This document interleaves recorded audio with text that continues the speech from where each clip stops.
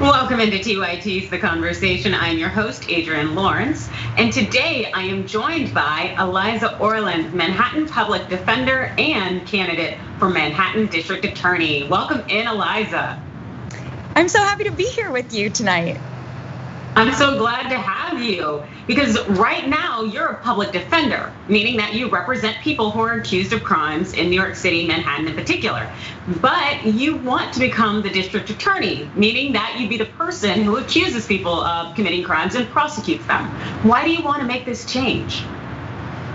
I know, I ask myself that every day, but really it's how we're going to make the changes that we so desperately need to see. I have spent my entire career as a public defender here in Manhattan. I've represented over 3,000 people charged with crimes and really seen the cruel, unjust way our criminal legal system operates that's not keeping us safe, that's wasting taxpayer money, that's over prosecuting people for low-level offenses, and meanwhile not holding people accountable who commit serious crimes. And I know we can do better. And we're seeing these national conversations about criminal justice reform happen across the country. And I'm so excited that people have really rallied behind my candidacy to elect a public defender as the next Manhattan DA. All right, and I understand you have a video that we can watch? Yeah. Excellent, let's check it out. For the last 10 years, I've been a public defender here in Manhattan. I've represented over 3,000 New Yorkers, people who didn't have the money to pay for a lawyer. I fight for justice for them. My name's Eliza Orland, and I'm running for Manhattan District Attorney.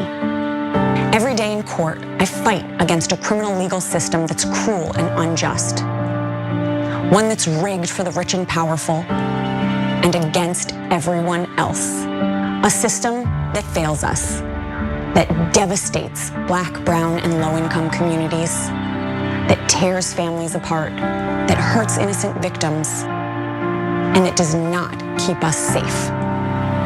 We can do better. We must. I know the system from the inside, so I know we can't change the system unless we change the DA. That's why I'm running to be your next Manhattan District Attorney. Join me in the fight.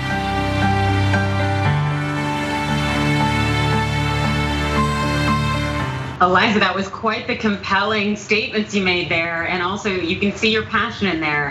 And I know that you make the case that voters need to elect someone who's never been part of the prosecutorial industrial complex. What do you mean by that?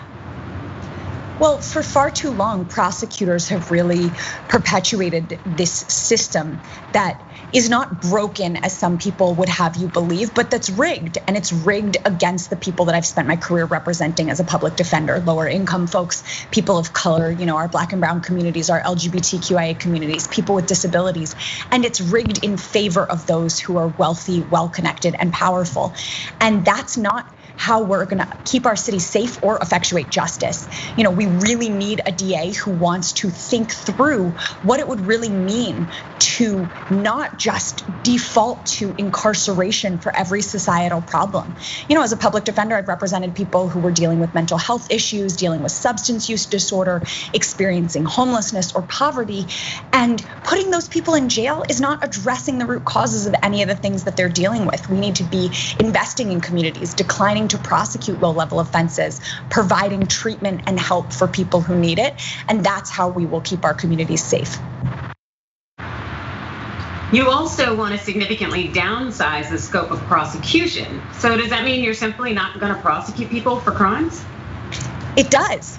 And in fact, thankfully, there are prosecutors now getting elected who have been in office for long enough that these longitudinal studies exist, like Rachel Rollins in Suffolk County, Massachusetts, in Boston, who has declined to prosecute about 15 crimes.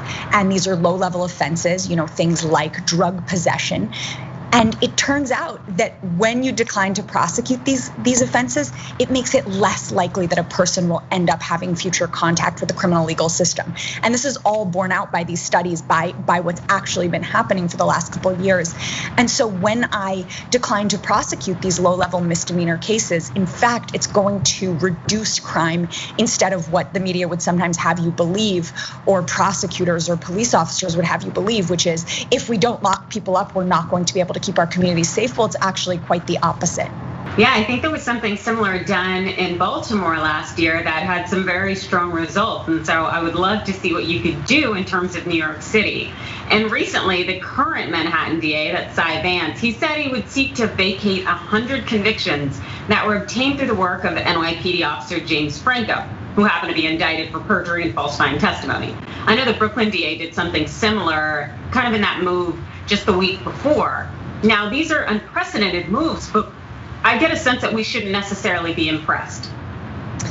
Well, what I can tell you is, as a public defender, I have seen far too many times a police officer or a detective like Detective Franco walk into court, swear to tell the truth, the whole truth, nothing but the truth, say I do, and then lie under oath, whether it be to a judge, to a jury, to a grand jury, and not be held accountable for this. So Detective Franco being finally held accountable, these convictions being vacated, him being prosecuted, is a step in the right direction, but it's certainly not something to be heralded as the cure-all. He is emblematic of the problem that is so pervasive and exists across and throughout the system, and he's not a one-off or an anomaly. Yeah, it seems like this is something that may be breeding within the system, and it definitely has to be weeded out. It also makes me wonder the lives that were ruined as a result of that kind of behavior and not addressing it or policing it. And so in terms of moving forward, when it comes to possibly having to prosecute people, are there any steps that you would take that would be different than kind of the current steps taken now? Definitely. And, prosecutors for so long have been complicit in the continuing misconduct of the police, whether it be the brutality and harassment and assault that we've seen in the streets, or this falsifying of documents and false arrests and perjury. We need a district attorney who's going to stand up to the police, who's going to hold them accountable. I've laid out very detailed plans for a police accountability unit that actually holds the police accountable. But also there are so many other serious crimes being perpetrated in our city that the DA's office has really turned a blind eye to. Those that are committed by those who are wealthy and powerful, corporations who are committing wage theft to the tune of hundreds of millions of dollars, people committing the slow violence of environmental crimes, that also disproportionately impact our low income and Black and brown communities, whether it be toxic mold or air quality or other offenses that are not being really prosecuted by the Manhattan DA's office or investigated, because so much of that office's resources are going towards prosecuting low-level offenses.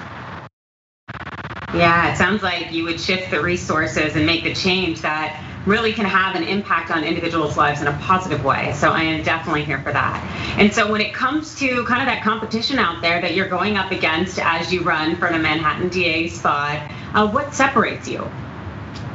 So I'm the only public defender running for Manhattan DA, and that makes me uniquely qualified in that I have more litigation and courtroom experience than anyone else in the race. I really have understood and seen the systematic ways that this criminal legal system has destroyed lives, has torn apart families, has not taken into account the human beings whose lives are at stake with every single prosecution, has just dehumanized people, has just thrown their lives away, has really perpetuated mass incarceration.